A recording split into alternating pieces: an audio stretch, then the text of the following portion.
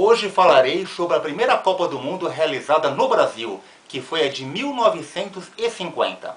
Após a Segunda Guerra Mundial, muitos países europeus não quiseram sediar essa competição, pois não havia nem clima e nem condições para isso.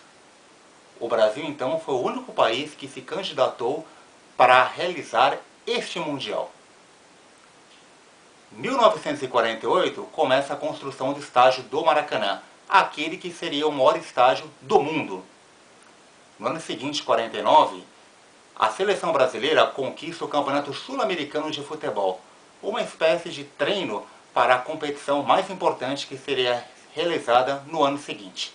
O técnico na ocasião era o carioca Flávio Costa, que dirigia a seleção desde 1944. Conhecido pelo seu estilo autoritário, muitos não concordavam com certas escalações que ele fazia. No caso, a constante briga entre paulistas e cariocas, pois era considerado, além de autoritário, bairrista. Começa 1950 e algumas desistências ocorrem logo no início, como por exemplo, a Argentina. Os argentinos recusaram-se a participar desse Mundial devido a uma briga já ocorrida no Sul-Americano anos antes com os brasileiros, além também da greve dos jogadores argentinos, que a maioria foi jogar na Liga Pirata da Colômbia. Outra seleção que era forte candidata ao título era a Itália, só que em 49, a base da seleção, que era o forte time do Torino, morreu todo ele num acidente aéreo. Começa 50 e a seleção está mais ou menos formada. Alguns nomes foram criticados de não ter sido convocados por Flávio Costa.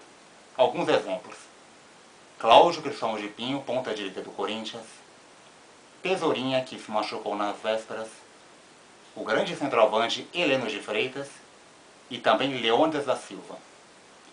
Mesmo assim, a seleção estreia bem, uma vitória de 4-0 sobre o México, no próprio estádio do Maracanã. No jogo seguinte, enfrentando a Suíça no Pacaembu, Flávio Costa temeu o caso de uma possível vaia dos paulistas.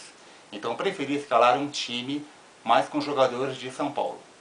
Um destaque foi a famosa linha média são paulina, Bauer, Rui e Noronha. O incômodo empate de 2-2, no caso, acabou gerando críticas da crônica esportiva e também dos próprios torcedores. Então, para o próximo jogo contra a Iugoslávia, no mesmo Maracanã, se o Brasil empatasse, estaria fora do Mundial. Flávio Costa então resolveu arriscar e escalou Zizinho, que estava machucado.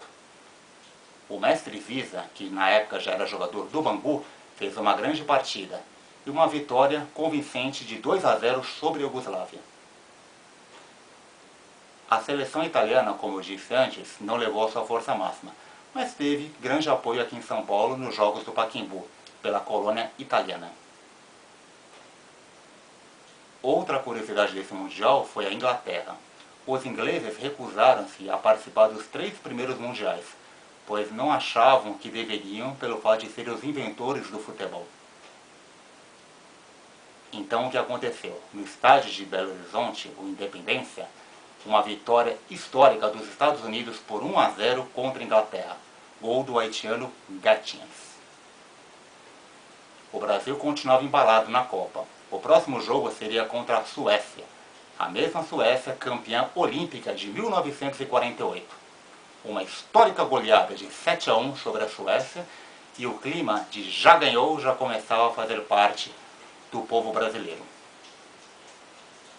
Essa goleada de 7-1, por sinal, foi a maior que a seleção brasileira aplicou em todos os mundiais. O próximo jogo seria contra a forte Espanha. E é uma histórica goleada de 6-1 no Maracanã, dando direito àquela famosa marchinha que eu fui às touradas de Madrid, pararatimbum, da torcida brasileira. Não restava dúvidas, o Brasil seria campeão do mundo pela primeira vez. 16 de julho, a famosa data em que o Brasil enfrentaria os uruguaios. O Uruguai, apesar de ter uma grande seleção, ninguém apostava, pois vinha de uma fraca campanha. ganhando de 8-0 da Bolívia, mas com jogos que acabaram não convencendo contra os outros adversários. No caso, a mesma Suécia e Espanha que o Brasil enfrentou. O empate daria o título ao Brasil. Começa o jogo 0-0 no primeiro tempo. Já no segundo, o ponta-direita Friaça marca o primeiro gol da seleção brasileira. O estádio, com 200 mil pessoas, vai abaixo. Aí acontece o inesperado. O ponta-direita Gija passa pelo lateral esquerdo Bigode, centra na área e Schiaffino marca o gol do empate uruguaio. Ninguém acreditava naquilo.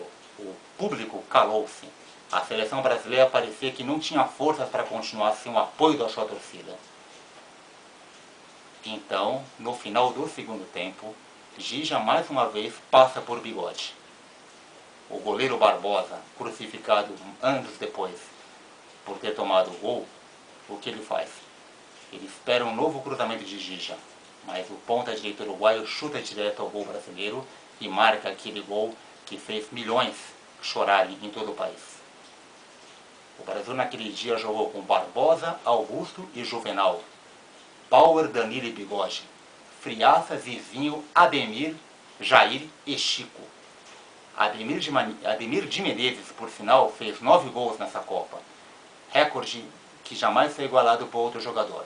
Leônidas tinha feito 1 em 34 e 8 em 38, total de 9, mas não fez tantos gols como Ademir. Um choro total se agravou no Brasil, os uruguaios eram campeões do mundo. Final essa de muitas lendas, né, dizendo que o Brasil tinha se acovardado contra os uruguaios, que o Obdúlio Varela, no caso, liderou o seu time, a famosa Celeste Olímpica. Enfim, difícil entender o que aconteceu naquele 16 de julho de 1950. Jules Rimet, o presidente da FIFA, entregou a taça ao capitão Obdúlio Varela. Taça que passou a ser chamada também de Jules Rimet, em homenagem ao grande dirigente francês. Semana que vem falarei sobre a Copa do Mundo de 1954, realizada na Suíça, onde o grande destaque foi a famosa Hungria de Ferenc Puskás.